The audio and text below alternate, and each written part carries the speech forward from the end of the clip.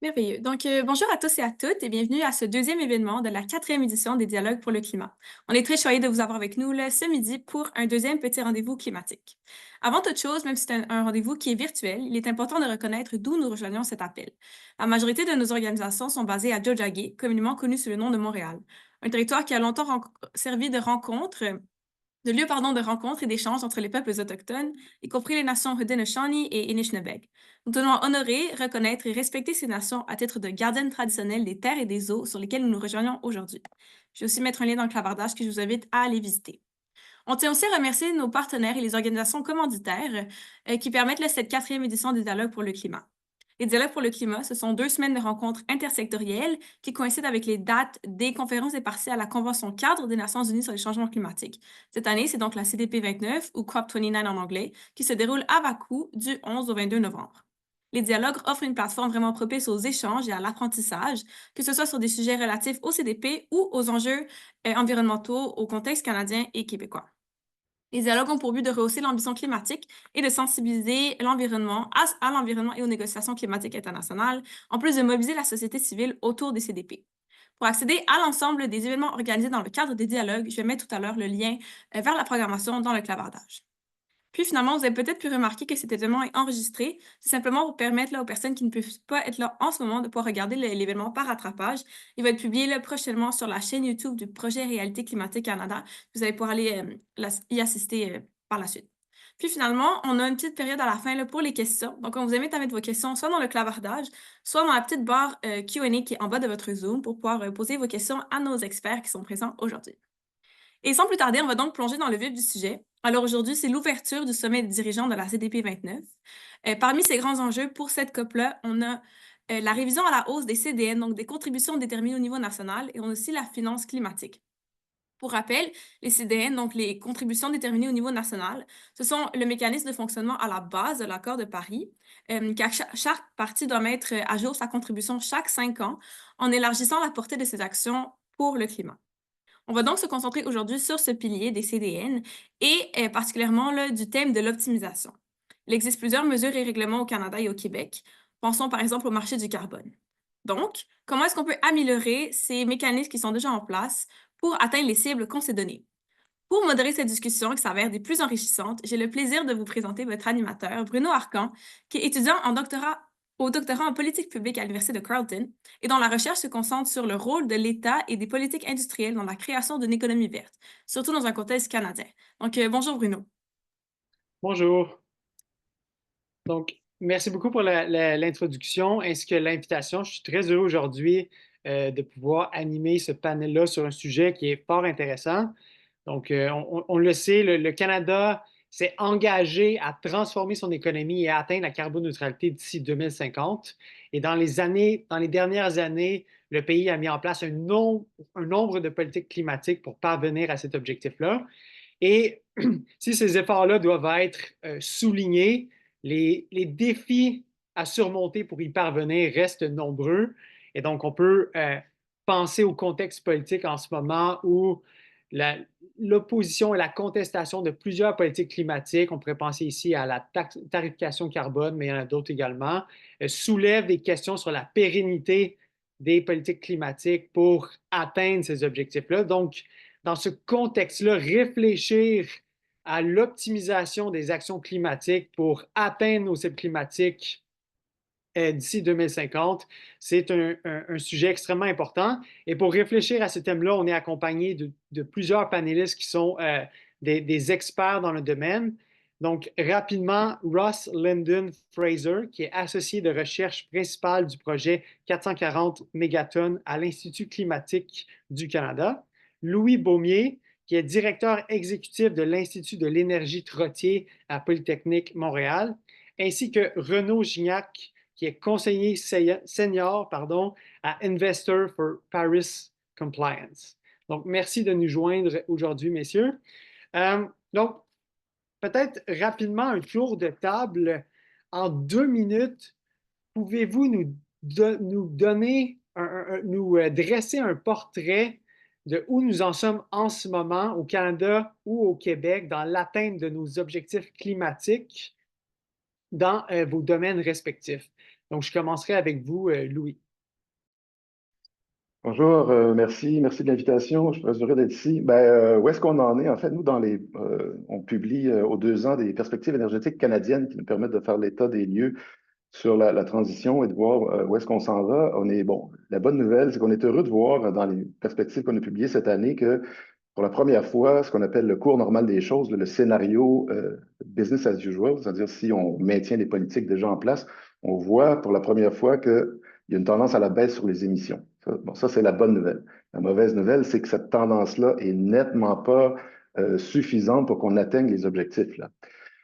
Il faudra en faire beaucoup plus. Ce qui est un peu désolant de voir, c'est que les gouvernements se sont donné des ambitions, je dirais pas très grandes, euh, ont voté des cibles de réduction des émissions, mais cependant, on voit que les programmes mis en place, les incitatifs ne sont pas suffisants, et même de l'aveu même des gouvernements, entre autres au Québec, là, les plans et les programmes mis en place rencontreraient à peine 60% de la cible que le Québec s'est donnée, et ça, c'est si les programmes en place et les programmes proposés agissaient tel que le gouvernement le conçoit, ce qui est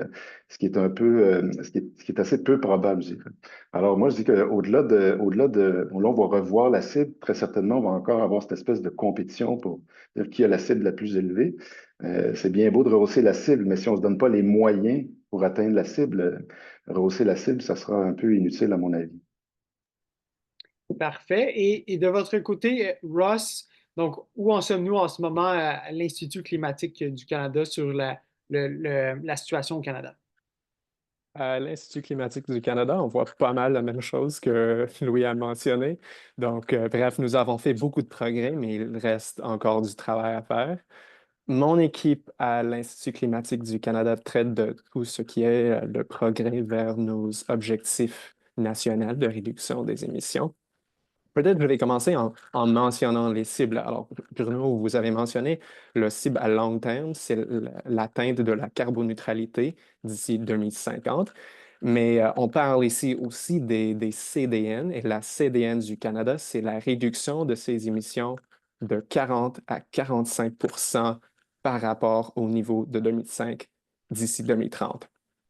Et comme j'ai mentionné, on a fait beaucoup de progrès, mais il reste du travail à faire. Ce qu'on voit, c'est que les politiques climatiques, les mesures qu'on prend maintenant, fonctionnent, mais ils ne sont pas suffisantes, comme Louis a mentionné. Donc, selon notre recherche, les politiques fonctionnent. On voit que sans les politiques existantes, les émissions du Canada seront 41% plus haut en 2030 qu'ils seront avec ces politiques. En même temps, on voit un écart entre ce que ces politiques peuvent atteindre et notre objectif. Selon nos recherches indépendantes, on pense que le Canada est en voie pour atteindre environ 80-85% de la cible, ce qui est beaucoup de progrès, mais comme je l'ai dit, toujours un écart à combler. Excellent.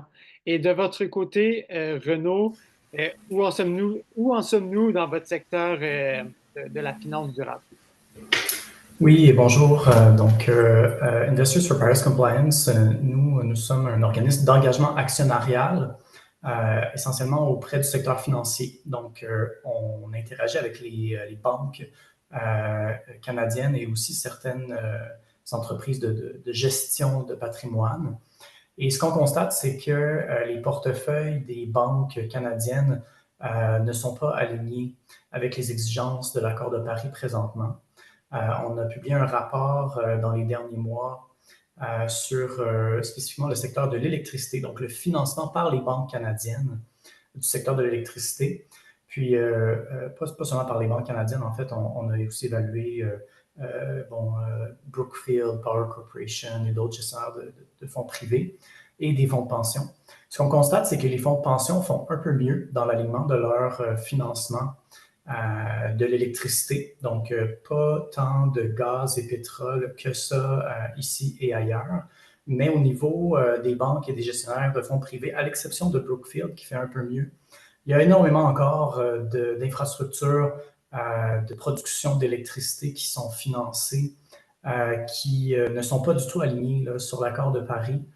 Donc, on parle non seulement de gaz, on a beaucoup remplacé, on sort du charbon au Canada, et on a remplacé les centrales au charbon par des centrales au gaz.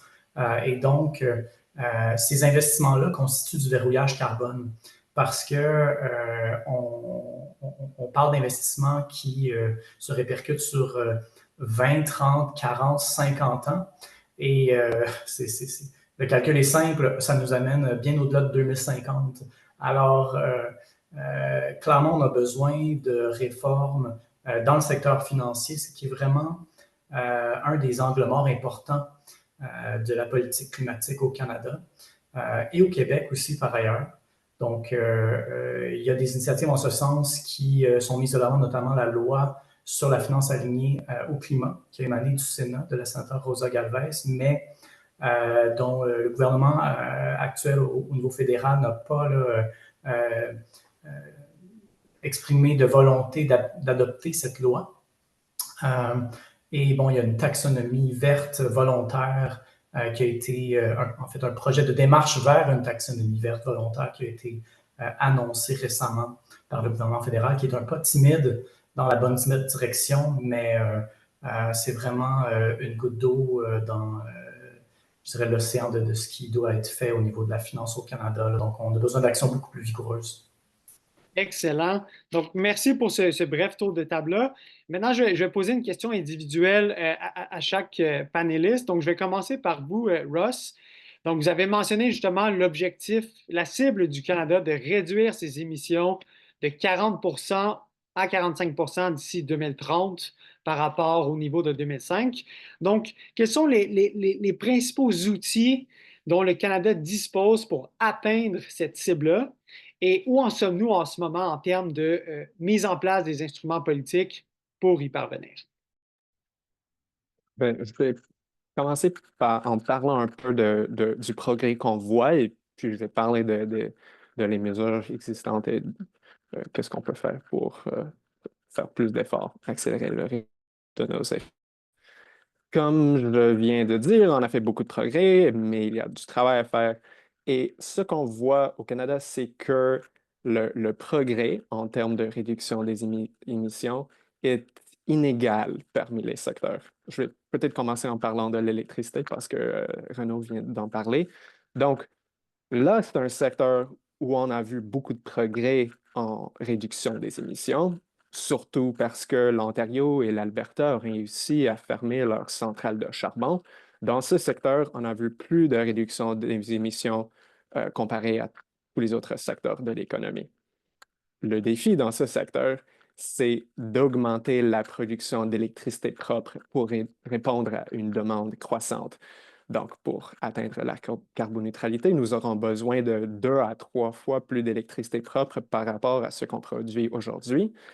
Alors, le défi, c'est d'aligner le financement et de trouver des méthodes d'inciter plus de production d'électricité propre dans ce secteur. En même temps, on voit beaucoup moins de progrès dans certains autres secteurs. Surtout, on parle du secteur gazier pétrolier, où la production du pétrole et du gaz, et donc les émissions, continuent à augmenter. Il y a une histoire pareille dans le secteur des bâtiments. Plus on continue à construire les bâtiments qui sont alimentés par les combustibles fossiles, plus on voit des émissions. Alors, il y a des défis de décarbonation partout dans l'économie, mais surtout dans ces deux secteurs-là. Alors, vous m'avez demandé quels sont les leviers duquel nous disposons. Alors, à l'Institut climatique du Canada, nous voulons savoir non seulement quels sont les plans que nous avons annoncés, mais quelles sont les politiques les plus importantes. Est-ce qu'ils sont efficaces? Au plan fédéral, nous avons un plan de réduction des émissions pour 2030 et ce plan énumère de nombreuses mesures pour réduire les émissions, dont la tarification du carbone, dont les règlements pour réduire les émissions de méthane dans le secteur pétrolier et gazier, les investissements dans l'électricité propre, dans le captage et stockage du carbone, etc. Donc, ce que nous avons fait, c'est nous avons regardé l'impact de toutes ces politiques pour voir lesquelles sont les plus importantes. Et selon notre recherche, ce que nous avons trouvé, c'est que c'est chaque mesure a un impact, les politiques fonctionnent, mais c'est la tarification du carbone industriel qui a de loin l'impact la plus importante sur la réduction des émissions. Ce sont les systèmes comme le système de plafonnement et échange au Québec ou des autres systèmes de tarification du carbone dans les autres provinces. En Alberta, nous avons le système qui s'appelle TIER. En Ontario, c'est le Emissions Performance Standards. Et toutes ces mesures sont efficaces à inciter la réduction des émissions provenant des grandes installations industrielles comme les producteurs de ciment ou de l'acier. Et en même temps, ils réussissent à protéger ces industries de la compétition internationale. Le but de ces systèmes, c'est d'inciter la réduction des émissions à la moindre coût possible. Mais ces systèmes ne sont pas parfaits. Il y a beaucoup de travail à faire pour renforcer ces systèmes, renforcer d'autres politiques existantes et même introduire des nouvelles. Selon l'Institut climatique du Canada, il y a 33 étapes importantes pour combler l'écart que j'ai mentionné entre nos efforts et la cible nationale. Premièrement, il reste toujours des politiques qui ont été annoncées mais pas mises en place par les gouvernements, soit les gouvernements fédéraux, les gouvernements provinciaux, etc. Pour exemple, le gouvernement fédéral s'est engagé à introduire un règlement renforcé pour réduire les émissions de méthane provenant du secteur gazier pétrolier. Ces règlements renforcés n'ont pas déjà été écrits. Ça sera très important pour les gouvernements de mettre en œuvre, mettre en place les politiques qui sont pour le moment juste sur la page, juste annoncées. Deuxièmement, ça sera important pour les gouvernements de renforcer les politiques existantes. J'ai mentionné la tarification du carbone industriel. Les systèmes ont été créés avec le but de minimiser les coûts, mais on pense que ces systèmes peuvent être plus stricts. On peut réduire la quantité d'allocations gratuites qui sont données à des installations et renforcer ces systèmes pour inciter encore des réductions des émissions. Et troisièmement, on voit l'importance aussi d'introduire des politiques additionnelles pour réduire encore des émissions. Par exemple, on pourra introduire des politiques pour soutenir le déploiement des tourments-pompes et inciter la réduction des émissions dans le secteur des bâtiments. Comme j'ai mentionné, cela est l'un des secteurs où on voit moins de progrès. Enfin, ce sont les trois étapes qu'on recommande. Mettre en œuvre les politiques qui sont juste annoncées, renforcer les politiques existantes qui fonctionnent et regarder pour des occasions d'introduire où nécessaire des politiques additionnelles. Et ça se fait au niveau fédéral, provincial, à tous les niveaux de gouvernement? Oui, exactement. Et je dirais deux choses. Premièrement, on voit qu'il y a des politiques efficaces au niveau provincial ainsi qu'au niveau fédéral. Ça serait important pour tous les gouvernements de prendre des efforts. Mais deuxièmement, c'est aussi très important dans cet environnement où il y a beaucoup de gouvernements qui introduisent des mesures, c'est très important de regarder où les politiques se chevauchent. C'est naturel que les politiques vont se chevaucher, mais il y a toujours le risque que les politiques vont interagir d'une façon contre-productive. Et c'est important pour les gouvernements de regarder quels sont ces chevauchements pour minimiser le risque qu'ils vont réduire l'efficacité d'une politique ou d'une autre. Excellent. Merci beaucoup. Donc, je vais me tourner du côté de Louis. Donc, Ross a beaucoup parlé de différentes politiques climatiques pour venir réduire les émissions de gaz à effet de serre. Puis je pense qu'il a fait un vraiment bon travail à poser un portrait au Canada. En même temps, il y a de nombreuses études qui montrent la nécessité d'optimiser ou de réduire la consommation d'énergie, de mieux consommer. Donc, et je sais que vous avez beaucoup écrit sur le sujet. Est-ce que vous pouvez nous expliquer qu'est-ce qu'on entend par des actions d'optimisation pour réduire les gaz à effet de serre, mais également la consommation des ressources et de l'énergie? Oui, ben en fait, pour nous, la question de l'optimisation, de l'efficacité énergétique doit être prise vraiment au sens systémique, là. C'est-à-dire que c'est pas juste de réduire la consommation à l'échelle individuelle sur des petites actions, bien que ces actions-là sont importantes, mais il faut voir quel est l'effet transformatif de changement à très grande échelle et en gardant en tête que ce qu'on doit viser, c'est l'objectif de la carboneutralité. Alors, si on veut être optimal, sachant que ce qu'on vise, c'est la carboneutralité, on ne peut pas se contenter uniquement de parler d'efficacité énergétique ou de gain à la marge. Je veux dire, un carburant, même avec le règlement sur les carburants propres, ça reste quand même un carburant qui va émettre du carbone qu'on sait qu'on devra ne plus émettre si on veut vraiment atteindre la carboneutralité. Alors, moi, je verrais la question de l'optimisation, on peut le voir selon plusieurs angles. Déjà, premièrement, la question de dire on doit viser la carboneutralité, donc assurons-nous que les investissements, les programmes qu'on met en place maintenant visent la carboneutralité. Un beau contre-exemple ici, c'est qu'au Québec, on vient de déployer, d'annoncer un programme qui s'appelle Énergie 360, qui vise les bâtiments municipaux notamment, donc un nouveau levier de financement ou mécanisme de financement de transformation éco-énergétique. Mais on n'a pas mis l'obligation, l'objectif de carboneutralité. Donc, on risque de faire des gains d'efficacité qui vont, dans bien des cas, se traduire par une réduction des émissions de gaz à effet de serre, mais qui, quand on aura à rehausser la cible, devront des transformations, des investissements qui auront été faits dans bien des cas en pure perte. Et c'est pas parce qu'on n'a pas les moyens, le secteur du bâtiment, dans les travaux de prospectifs qu'on fait, dans nos perspectives énergétiques, avec les modèles qu'on utilise, on voit bien que dans le secteur du bâtiment, il y a des technologies qui existent déjà. C'est des technologies qu'on dit sans regret, c'est-à-dire il n'y a aucun risque technologique.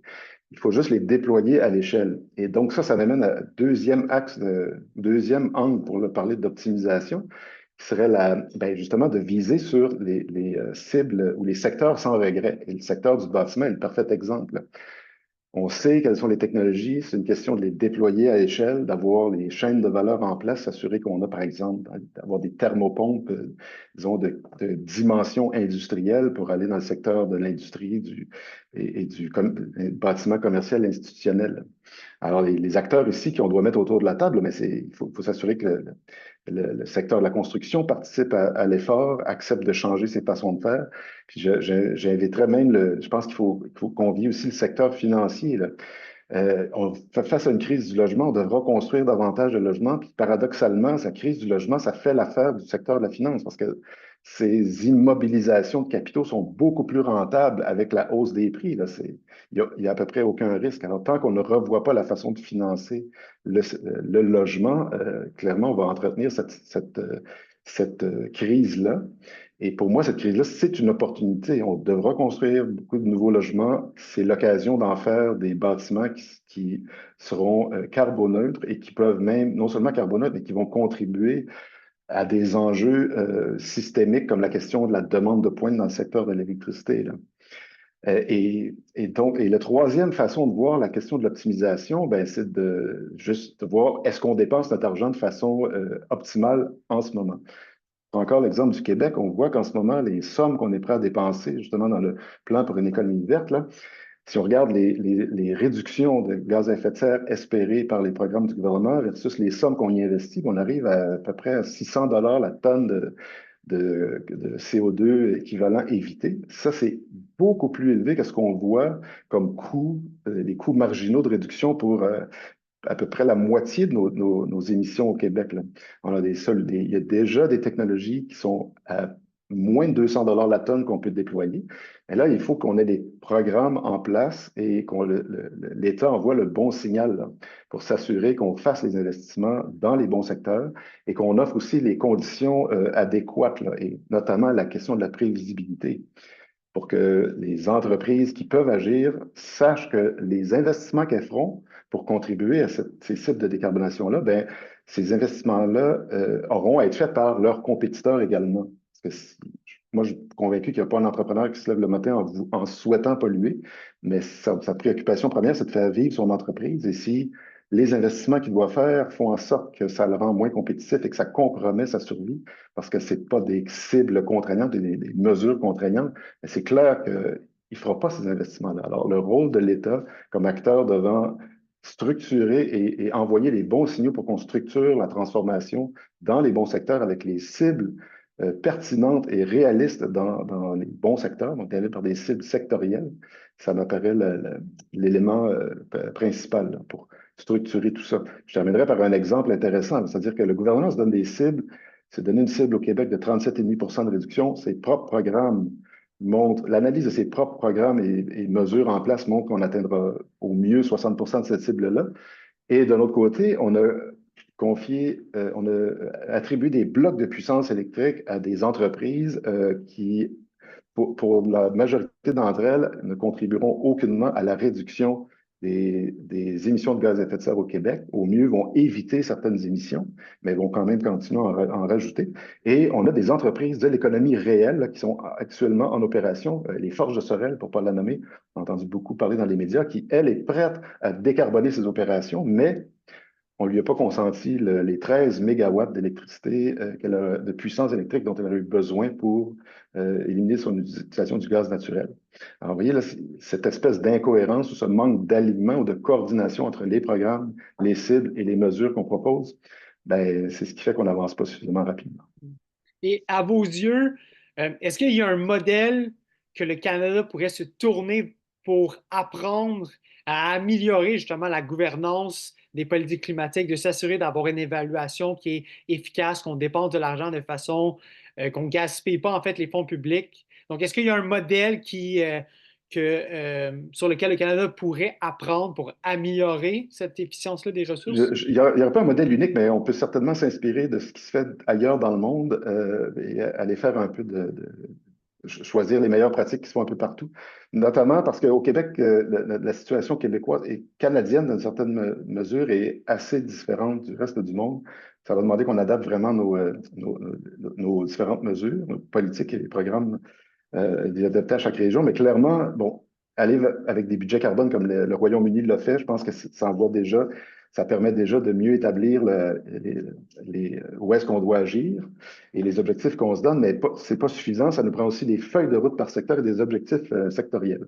Puis dans les objectifs sectoriels, ça peut paraître un peu étrange de parler de ça maintenant, surtout après la semaine qu'on a connue, mais les Américains font beaucoup mieux que nous, notamment dans la collecte d'informations et de données avec l'agence fédérale responsable des données sur l'énergie. On est capable de savoir, par exemple, que dans telle usine, tel bouilloire a consommé tant de gallons de mazout, là, aux États-Unis, mais tant de gallons de mazout.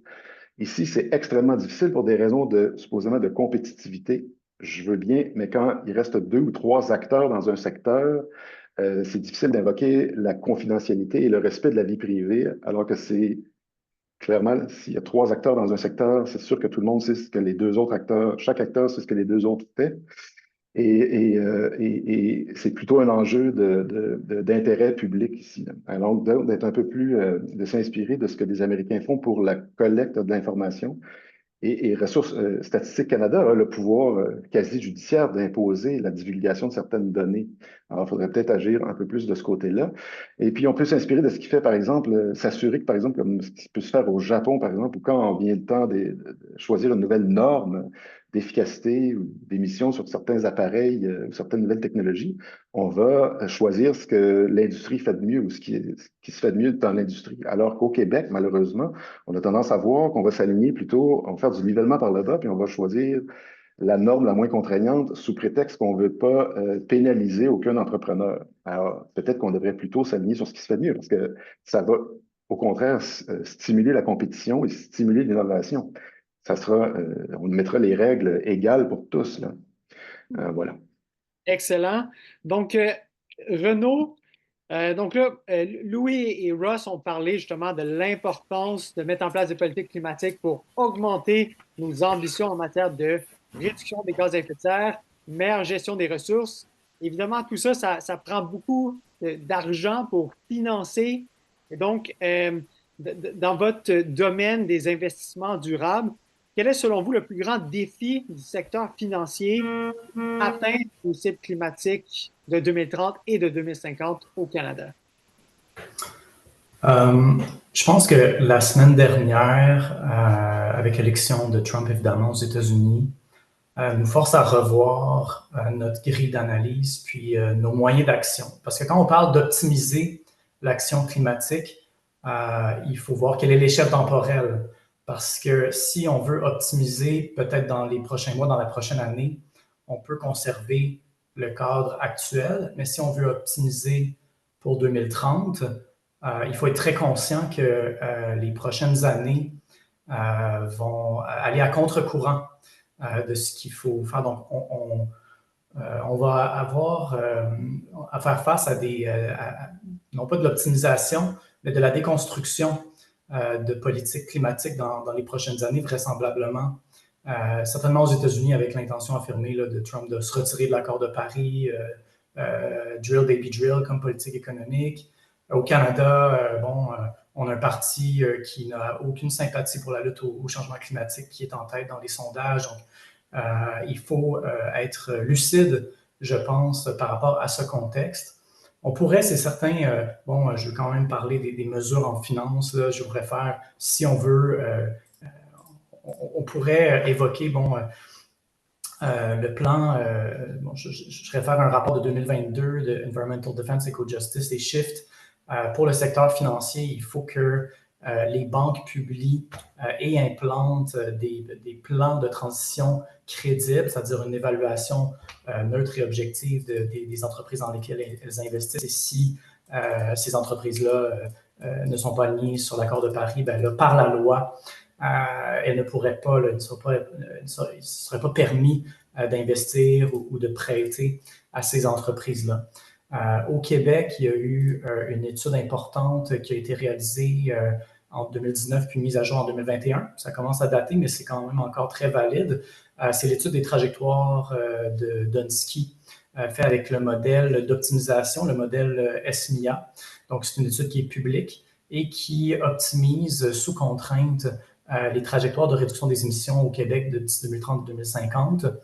On parle de mesures technologiques, mais on parle aussi beaucoup de changements dans la demande énergétique puis la demande pour des produits de consommation.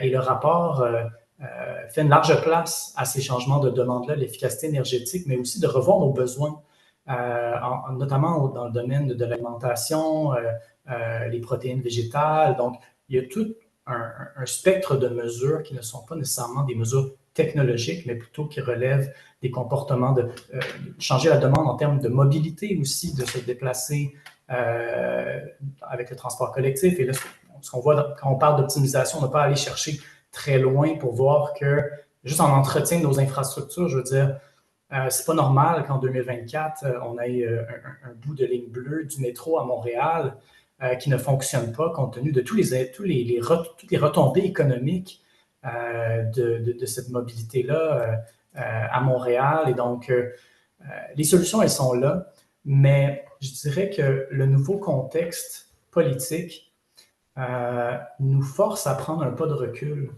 Tous les experts, toutes les personnes qui se questionnent, les gens qui participent à l'appel et tout ça, des fois, on est un petit peu entre nous autres, puis on parle de, bouger ce coefficient dans tel modèle, bouger cette enveloppe dans une... Mais là, on parle vraiment, on est dans un contexte où on a une vague populaire pour qui ce n'est pas une priorité, la lutte au changement climatique présentement. Donc, on va devoir, pour optimiser l'action, présenter les choses différemment et revoir en profondeur notre discours et ce pourquoi, reformuler pourquoi c'est important de lutter contre les changements climatiques. Et j'entendais Karel Méran, je crois, de la Fondation du Grand Montréal, parler d'évoquer la plage. Donc, quelle est la destination de tout ça? Qu'est-ce qu'on veut créer comme économie, comme modèle de société avec une économie qui respecte mieux les limites planétaires? Et c'est pas seulement de changer de technologie puis d'ajouter des thermopompes, mais c'est de revoir la façon de vivre pour vivre mieux. Et je pense qu'il va falloir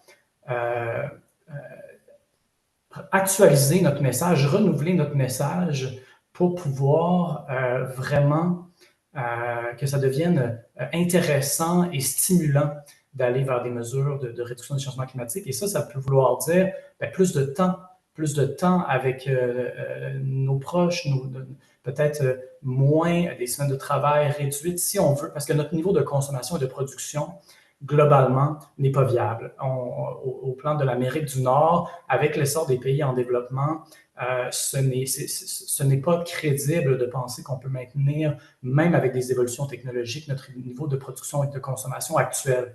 Mais pour ne pas présenter ça comme un recul, il faut présenter ce que ça nous apporte de plus, quelle est l'évolution sociale que ça peut nous apporter de lutter contre les changements climatiques, puis de développer un modèle de société qui est différent, qui est plus humain, qui nous permet de réduire les maladies mentales, le stress. Et donc, je pense que peut-être que, bon, on a eu des remises en question importantes dans la dernière semaine, mais je pense que ça va être essentiel dans les prochaines années de prendre un bon moment d'arrêt puis de revoir nos stratégies. Excellent. Donc, pas seulement optimiser la réduction des gaz à effet de serre, mais avoir une approche plus holistique qui tient compte d'un ensemble de facteurs socio-économiques. Très intéressant. Pour faire un peu du pouce sur cette intervention-là de Renaud, donc j'ai envie de vous poser une question aux trois panélistes qui rejoint un peu ce point-là. Donc, en considérant l'incertitude quant à la viabilité de certaines politiques climatiques, notamment la tarification du carbone, mais pas seulement, on peut penser aussi au plafonnement du secteur pétrolier et gazier qui est en ce moment contesté par plusieurs acteurs. Selon vous, comment l'optimisation de l'action climatique peut-elle nous aider à augmenter l'adhésion populaire en faveur de la lutte au changement climatique? Donc, comment, en réfléchissant à l'action climatique sous l'angle de l'optimisation, et on peut parler des forces, mais aussi potentiellement des faiblesses de cet angle-là, comment on peut augmenter l'adhésion de la population à la lutte au changement climatique? Renaud a évoqué certains éléments. Est-ce qu'il y a d'autres initiatives à laquelle vous pensez qui pourraient être prometteuses pour parvenir à cet objectif-là? Donc, j'ai envie de commencer avec vous, Louis.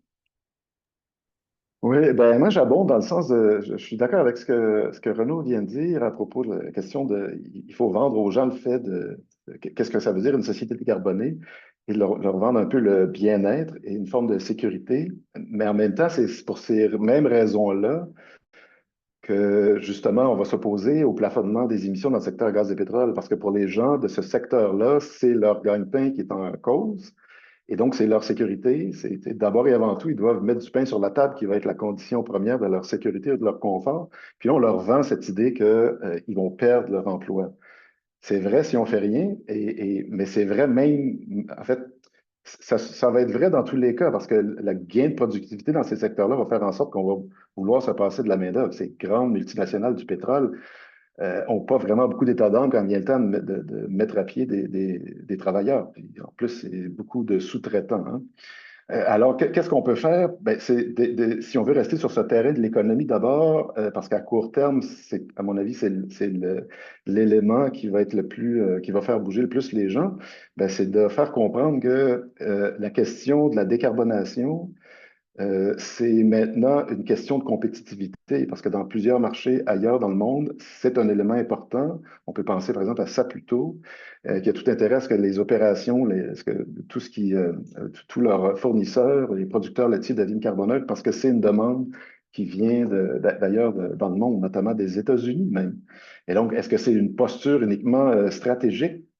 Oui, probablement, mais en même temps, encore là, c'est pour la survie de leur industrie. Donc, c'est justement, et parce qu'on a ce très grand risque d'un changement de gouvernement, puis il y a plusieurs des politiques qui prennent le bord, mais moi, je suis pas mal convaincu que même un agriculteur très conservateur des prairies, quand on lui dira que, ah non, mais là, regardons, on va mettre la hache dans toutes ces politiques ou ces programmes de biocarburants et que ça va le faire plonger ses ventes, baisser le prix de son canola, peut-être qu'il va y repenser à deux fois là, avant de dire, ouais, il faut effectivement mettre l'âge dans ça. Il y a déjà beaucoup de secteurs, et je tiens à dire que je ne crois pas que les biocarburants sont la solution. Le point ici, c'est pas là. Le point, c'est de dire qu'il y a des actions qui sont prises au nom du climat, qui sont prises en fait pour maintenir la compétitivité déjà de certaines entreprises. On peut tabler sur ça à court terme et dire il va y avoir un transfert d'expertise vers d'autres secteurs. On pense ici, par exemple, énergie, gaz naturel. Tu sais, la fonction, le métier premier d'énergie, c'est pas de vendre du gaz, c'est de poser, d'enfouir des tuyaux pour livrer le gaz. Alors, ben, enfouir ces tuyaux-là, on peut s'en servir pour faire des boucles de chaleur, des réseaux de chaleur urbains, par exemple. Donc, si on prévoit le coup on peut déplacer, requalifier cette main-d'œuvre-là vers d'autres secteurs, ben, c'est le temps de le faire maintenant. Et là, on peut vendre un message un peu plus positif, là, puis dire oui, pour votre bien, votre confort. Les gens veulent être rassurés, mais encore là, ça, c'est le rôle de l'État et des acteurs de la société de dire, ah, est-ce qu'il y aura des moments difficiles? Oui, mais il y en aura dans tous les cas. Et si on fait rien, ça va être encore pire. Mais si on offre une trajectoire de sortie pour les gens de ces secteurs-là, on a un peu plus de chances d'avoir une adhésion. Alors, évidemment, il y a toujours la question de la désinformation et des épouvantails qu'on agite, là. Ça, c'est plus difficile à contrer, mais il faut quand même ne pas désespérer et essayer d'amener des arguments plus positifs. Donc, vraiment lier l'action climatique avec le développement économique et vraiment avoir une vision où on peut vendre un futur de ce à quoi ça va ressembler l'économie verte pour les gens, pour justement maximiser les retombées économiques et éviter de tomber dans des trappes. Vous avez mentionné notamment les biocarburants qui peuvent être utilisés, par exemple, pour l'essence ou, ou l'efficacité énergétique des combustibles fossiles qui n'augmentent, qui ne nous facilitent pas la transition vers une économie carboneutre. Euh, J'amènerais un petit bémol ici, c'est pas nécessairement lié la décarbonation avec l'activité économique ou l'économie au sens très large, je veux dire avec l'économie vraiment au ras du sol, c'est-à-dire que les gens puissent gagner leur vie ou mettre du pain sur leur table. Excellent. Et de votre côté, Ross, quelles sont les initiatives qu'on peut prendre pour optimiser les politiques climatiques d'une façon qui augmente l'acceptabilité sociale ou le support de la population envers la lutte au changement climatique? J'abonde dans le même sens que Louis et Renaud. Je pense que ça serait important pour les politiques de démontrer plusieurs choses aux membres du public. Premièrement, que les politiques climatiques peuvent améliorer les vies des gens. Et deuxièmement, que les politiques qu'on a choisies sont les politiques efficaces, peu coûteuses, et que troisièmement, les industries les plus polluantes vont réduire leurs émissions, rassurer le public que nous allons réduire les émissions et ce ne va pas juste être les consommateurs qui vont falloir faire quelque chose, ça va aussi être les industries. Alors, quelles sont ces mesures? Selon nos recherches, les mesures les plus importantes pour les consommateurs seront celles qui peuvent leur aider à adapter les technologies, surtout alimentées par l'électricité, de façon plus coûteuse. Alors, qu'est-ce que je veux dire?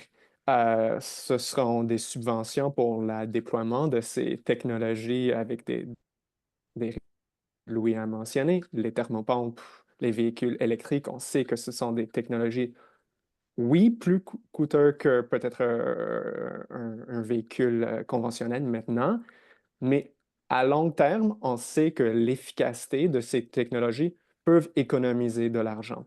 Selon nos recherches, d'ici 2050, si le Canada réussit à faire une transition vers les technologies alimentées pour la plupart par l'électricité, les consommateurs peuvent économiser jusqu'à 12%, non seulement sur leur paiement pour l'énergie, mais aussi si on considère le coût global de la technologie.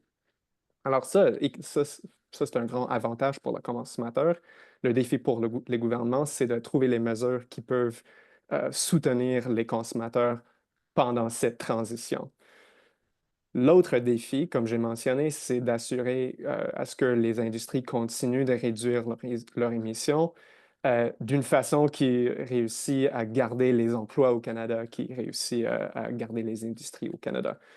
Et c'est pour ça qu'on pense que le gouvernement doit se miser sur la tarification du carbone industriel. Je ne parle pas ici de la taxe carbone, je parle des programmes créés pour l'industrie qui ont été créés aussi avec le but de minimiser les coûts qui sont passés vers les consommateurs. Ça, c'est l'un des avantages de ces politiques, qu'ils ne coûtent pas cher aux consommateurs. Alors, cette combinaison de choses, de politiques qui soutiennent des consommateurs et politique efficace pour l'industrie sera la combinaison, nous pensons, importante pour l'avenir. Excellent. Et de votre côté, Renaud, quelque chose à ajouter sur les stratégies pour augmenter le support de la population en faveur des actions climatiques? Je dirais deux choses. D'une part, le contexte actuel peut paraître un peu déprimant pour les personnes dans la sphère climatique, mais c'est contextuel. Donc, c'est une phase. Il y aura d'autres phases. Et il faut rappeler que plus de 180 pays se sont engagés envers la carboneutralité. Donc, je dis 180, je vais revoir le chiffre. C'est plus de 80% des émissions mondiales sont couvertes par des engagements de carboneutralité. Je crois que c'est 140 pays et plus à vérifier. Mais quand même, il y a une volonté globale de transition vers la carboneutralité. Selon une étude d'Oxford Economics, on parle d'un marché pour les solutions vertes, donc énergie renouvelable, électrification des transports légers et lourds, protéines végétales et autres, de 10 000 milliards en 2050. Donc, c'est 10 billions, c'est 20 fois l'économie du Québec. Et donc, les opportunités sont majeures à long terme. Et le Québec est positionné de façon exceptionnellement avantageuse par rapport à d'autres régions du monde. C'est unique ce qu'on a au Québec. Donc, on peut miser sur la fierté puis les opportunités pour le Québec de se positionner dans une économie mondiale qui s'en va vers là de façon globale, même si il va y avoir disons, des virages serrés dans le chemin. Deuxièmement, je dirais que il y a une méfiance aiguë du public envers les autorités publiques présentement.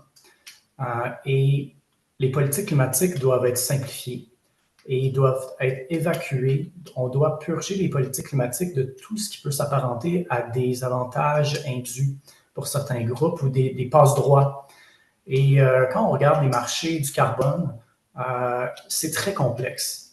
Même les experts du domaine, moi j'ai participé, j'étais à l'Institut climatique du Canada il y a quelques années, on a participé à la première évaluation d'experts des mécanismes de tarification carbone au Canada. Donc on évalue toutes les provinces, tous les territoires, et il y a toutes sortes de règles d'allocation gratuite à certains secteurs, mais pas à d'autres. Il y a des taux de réduction de ces allocations gratuites-là, dépendamment de différents facteurs. Si une industrie ne rencontre pas ses objectifs de profit, elle est exemptée du prix du carbone. C'est vraiment comme une courte pointe, c'est très complexe. Et je regardais le plafonnement des émissions de pétrole et gaz annoncé par Stephen Beau cette semaine. On fait quand même une place importante aux crédits compensatoires. Et les crédits compensatoires, c'est que ce n'est pas un vrai plafond finalement, parce que si on peut importer des réductions de d'autres secteurs, notamment des crédits forestiers, on le voit que ces crédits-là sont l'objet d'une forte incertitude. L'année passée, The Guardian a révélé que la vaste majorité des crédits forestiers qu'ils avaient analysés n'étaient pas des vraies réductions. Pourquoi? Parce qu'on analyse les réductions, la séquestration du carbone dans les forêts selon des scénarios alternatifs apocalyptiques où il n'y a absolument rien qui se passe, puis la forêt est rasée. Mais ce n'est pas vrai que si on ne fait rien, la forêt est rasée. Donc, il y a toute une mathématique des crédits compensatoires qui est très complexe et qui soulève la méfiance de la population. Et donc, je pense que si on veut faire des progrès puis embarquer la population, il faut qu'il y ait une forte dimension d'équité. Il faut que la population sache que oui, on va avoir des coûts. Nos industries vont devoir faire face à des coûts, mais non seulement les autres industries sont traitées de façon équitable, mais aussi plus largement, il faut vulgariser ce que font les autres pays en matière de lutte au changement climatique. Je m'arrêterai là pour tout de suite. Excellent. Donc, et là, je vais me tourner vers une question du public. Donc, François qui soulève la question sur le rôle des politiques publiques qui agissent sur l'offre. Donc, il y a eu beaucoup d'emphase au Canada sur les politiques climatiques qui donnent des incitatifs aux consommateurs pour changer leurs habitudes de consommation. On peut penser ici à la tarification du carbone, mais également aux régulations sur les carburants propres. Mais qu'en est-il des interventions qui visent à agir sur l'offre, donc la production? Et là, on pourrait penser notamment à la production pétrolière et gazière. Est-ce qu'on devrait explorer des avenues pour vraiment agir à ce niveau-là? Est-ce qu'il y a Commencer. quelqu'un qui peut commencer? OK, Ross? Vous pourrez commencer. Je suis d'accord que c'est vraiment important de regarder l'axe de l'offre. Je peux donner deux exemples sur les deux axes que j'ai mentionnés. Premièrement, le soutien pour les consommateurs et deuxièmement, les émissions industrielles. Donc, à l'Institut climatique du Canada, on regarde deux politiques qui avancent maintenant, qui seront importantes du côté de l'offre. Si on parle des consommateurs, pour nous, l'une des politiques les plus importantes à l'échelle fédérale, c'est la norme pour la vente des véhicules électriques. Il y a des politiques pareilles qui existent au niveau provincial. Par exemple, je pense que c'est au Québec et à la Colombie-Britannique où il existe des normes qui exigent que les producteurs des véhicules doivent offrir un certain pourcentage de leurs véhicules en forme électrique à chaque année. Et le chiffre monte année par année. Ces mesures sont importantes pour les consommateurs parce que ça ne suffit pas si on leur demande à des consommateurs d'acheter des véhicules électriques, il n'y a pas d'offre. Ils ne peuvent pas trouver les véhicules. Selon nous, ces sortes de mesures sont efficaces à s'assurer à ce qu'il y a des véhicules électriques quand les consommateurs veulent les acheter. Pour exemple, j'ai mentionné qu'il y a cette politique au Québec et dans la Colombie-Britannique. Ce sont les deux provinces où il y a le plus d'offres pour les véhicules électriques. Ça c'est une mesure. Au côté industriel, un exemple d'une politique qui cible le côté de l'offre, c'est le règlement pour la réduction des émissions de méthane dans le secteur gazier pétrolier. Ça, c'est un exemple d'une politique qui cible la réduction des émissions associées à la production de quelque chose, dans ce cas, le gaz et le pétrole. Et c'est un sujet efficace pour la réduction des émissions parce que euh, la méthane, c'est rentable. C'est quelque chose que si c'est capté, ça pourrait être utilisé. Donc, c'est efficace d'éviter ces émissions pour les producteurs parce qu'ils peuvent utiliser ce produit pour quelque chose d'autre. Et ça, c'est l'une des raisons pour lesquelles on pense que c'est vraiment important d'avoir plus d'ambition dans cet espace. Excellent. Louis? Oui, en fait, moi, pour revenir à la question qui est posée, l'exemple qu'on nous donne, qui est de dire qu'il faudrait agir sur l'offre, puis on prend l'exemple de la crise pétrolière des années 70, où parce que l'offre avait baissé, soudainement, on a vu la taille des voitures se réduire. En fait, moi, je fais une interprétation un peu différente. En fait, c'est parce que la demande pour les véhicules énergivores américains baissait, parce qu'on a eu ce choc sur le prix du pétrole. Et ça coïncidait avec l'arrivée sur le marché américain des petites voitures japonaises. Et donc, les consommateurs ont vu que oui, tiens, c'est possible de se déplacer en consommant moins que 25 litres au 100 km. Et donc, ça a fait chuter la demande pour les voitures américaines. Et là, on s'est dit, bon, on va mettre des plafonds sur des seuils de réduction sur la consommation moyenne du parc de véhicules. Et ça a effectivement développé ce marché pour les plus petites voitures. Mais en même temps, on a aussi limité la vitesse sur les autoroutes aux États-Unis. Alors là, c'est une façon aussi d'agir sur, on peut dire, sur une partie de la demande. C'est-à-dire, en limitant la vitesse, on a réduit de beaucoup la consommation d'essence.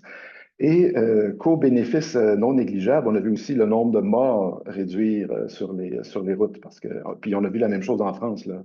Une des rares bonnes actions de Sarkozy, c'est quand il a décidé de faire respecter vraiment les limites de vitesse, ce qui était avant uniquement personne ne respectait vraiment les limites de vitesse. Quand il a introduit les photoradars, il a fait respecter les limites de vitesse. On a vu comme effet collatéral aussi une réduction du nombre de morts. Alors, donc, c'est peut-être une façon de vendre certaines transformations qu'on peut faire qui ont des bénéfices au-delà uniquement de la consommation d'énergie. Et puis, revenir sur la question des véhicules. Mais ici, déjà, on a on a un problème d'offre aussi quant à des petits véhicules à faible consommation. Oui, c'est bien beau d'électrifier les véhicules, mais si je remplace par un véhicule aussi gros. Je veux dire, on a plus de petits véhicules. Même les petites voitures électriques ne sont plus disponibles sur le marché canadien. Là. Oui. Comment agir de ce côté-là? Là, ça, on est un peu pris dans le marché nord-américain. Si nos voisins imposent un tarif sur les voitures, les petites voitures chinoises, tu sais, j'ai rien contre le fait qu'on impose un tarif sur un équivalent qui se ferait aux États-Unis.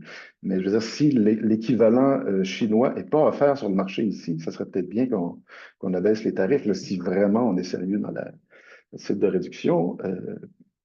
Bon, après ça, on pourrait parler de comment on se déplace, là, mais bon, si on regarde juste la mobilité personnelle, déjà, on pourrait agir de ce côté-là. Excellent. Et là, je vois qu'il y a une personne qui a la main levée. Donc, j'imagine pour poser une question. Donc, Mélissa, vous avez une question?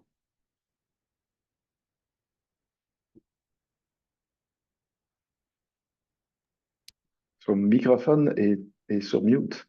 Ouais.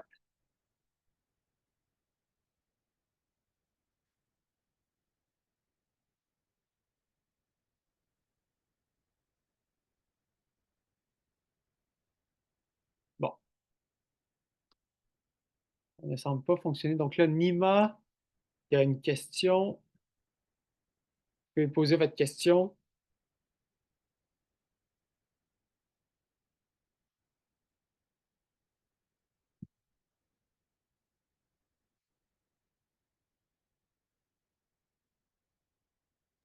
Si ça ne fonctionne pas, vous pouvez aussi utiliser, là, il y a une option en bas Q&A, là, vous pouvez aussi écrire votre question ou la mettre dans le clavardage, si jamais.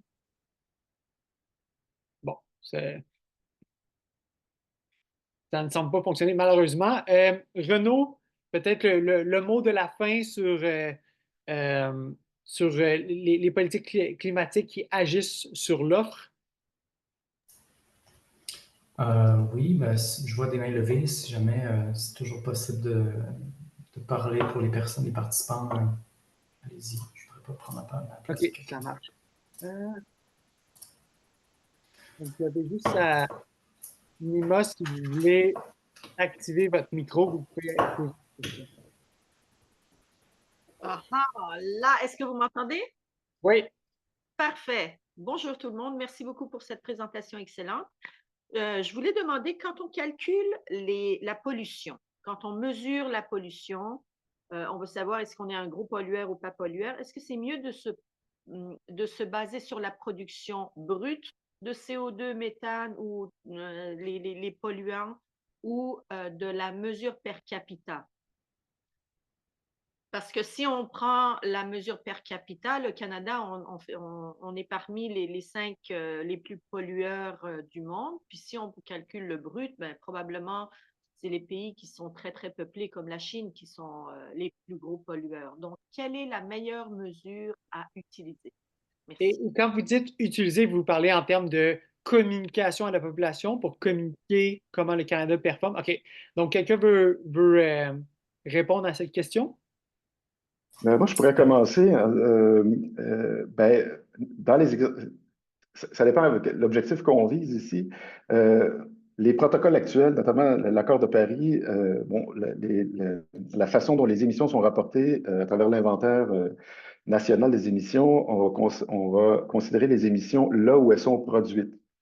Alors, par exemple, si moi j'achète un bien qui vient de la Chine pour lequel il y a eu des émissions, ces émissions-là, même si le bien est utilisé ici, le bien est fabriqué en Chine, donc on va considérer que les émissions euh, sont comptabilisées par la Chine. Effectivement, ça biaise un peu la façon dont on rapporte dont on comptabilise les émissions. Certains diront que, ben oui, ça nous avantage parce qu'il y a plusieurs des émissions liées à notre consommation ici qui ne sont pas rapportées ici. Puis d'autres diront, ben oui, ça nous lèse parce que la production de pétrole ici, même si le pétrole est consommé ailleurs, le pétrole canadien qui est exporté, ben, les émissions de la production sont comptabilisées ici. Alors, il y a des pour et des contre, et souvent, c'est l'argument qui est pris par les gens qui diront, ah oui, mais le Canada représente très peu des émissions mondiales, donc nos actions ne serviront à rien. C'est pas exactement vrai. C'est-à-dire qu'on peut transformer nos activités industrielles pour les décarboner, ce qui va nous avantager ici. Mais on peut aussi revoir notre consommation individuelle pour contribuer de façon globale à la réduction des émissions. Donc, à la question comment on doit les comptabiliser, bien, les deux méthodes ont leurs avantages et leurs inconvénients. Reste à voir comment on veut le faire.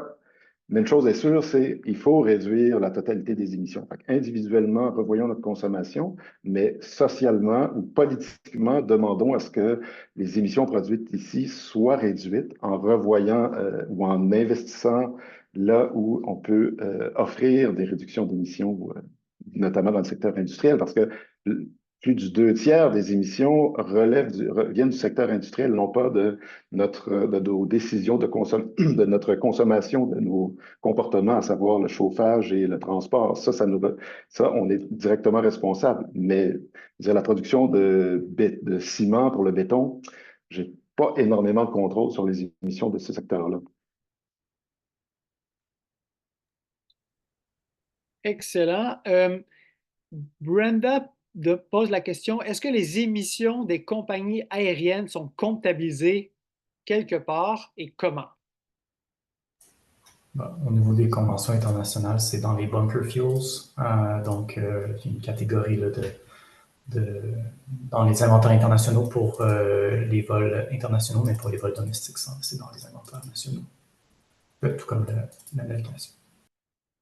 Les émissions sont comptées, mais les émissions qui ont lieu hors des frontières nationales, aucune pays est responsable de réduire ces émissions. Alors, ils sont comptés, mais les émissions qui ont lieu à l'international, c'est jusqu'aux compagnies aériennes et de les réduire.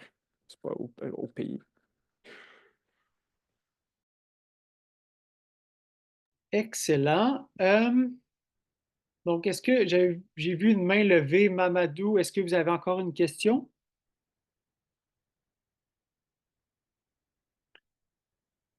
Une autre question pour Nima, allez-y. Est-ce qu'on a ça c'est super intéressant sur la non-comptabilité des émissions par les vols internationaux, parce que dans les pays riches, on voyage beaucoup et on voyage très loin. Est-ce qu'on a une idée de combien on émet, combien on pollue pour chaque 100 km qu'on voyage en avion? Est-ce qu'on a une idée de ça?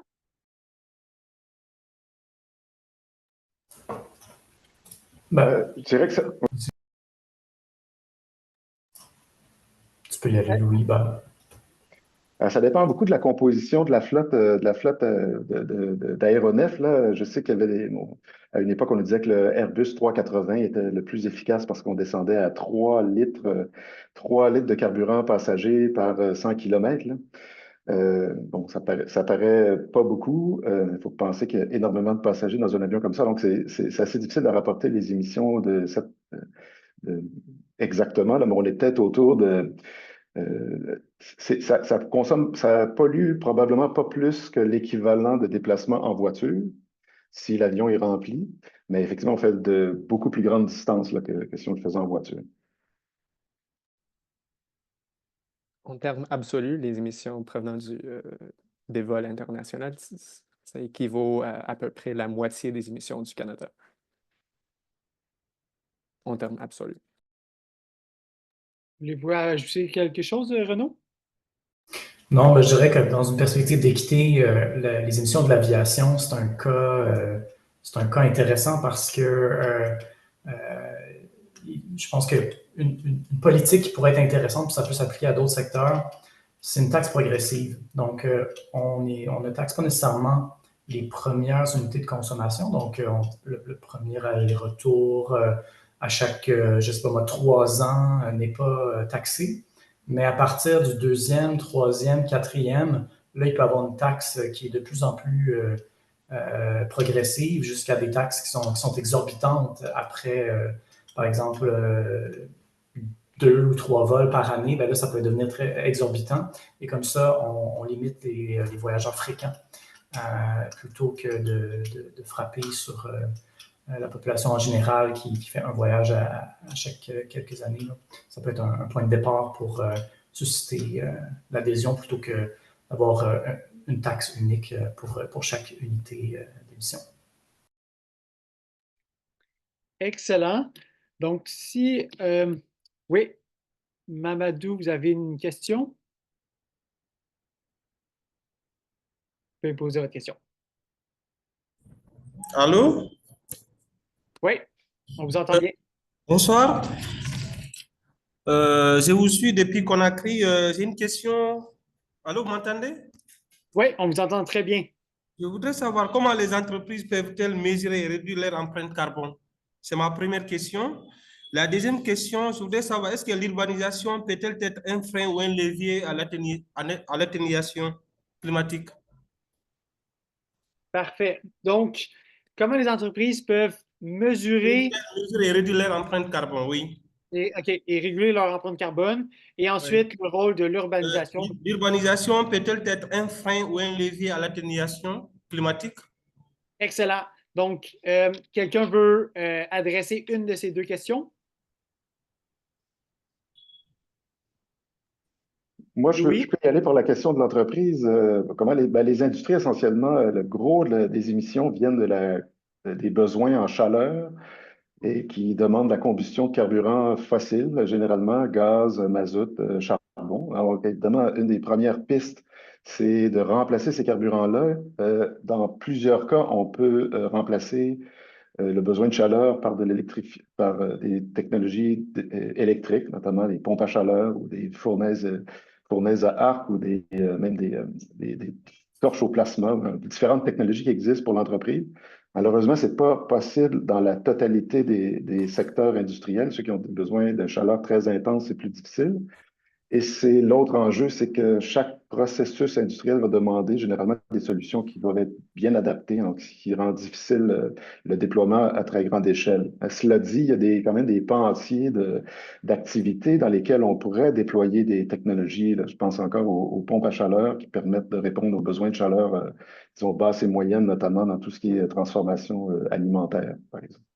Excellent. Et là, je vois qu'il y a d'autres interventions et questions, mais malheureusement, il est déjà 1h08. On a dépassé la rencontre. Donc là, je vois qu'il y a de l'enthousiasme, puis c'est bon signe, mais on va devoir s'arrêter pour l'instant. Mais je tiens à remercier les panélistes de votre participation, ainsi que les gens qui ont assisté. J'espère que vous avez trouvé ça fort intéressant. Et je vous invite à être là demain et les autres journées pour les autres conversations sur les dialogues pour le climat. Merci de Parfait. l'invitation. Merci beaucoup à tous d'avoir participé, puis on se retrouve là pour les autres événements.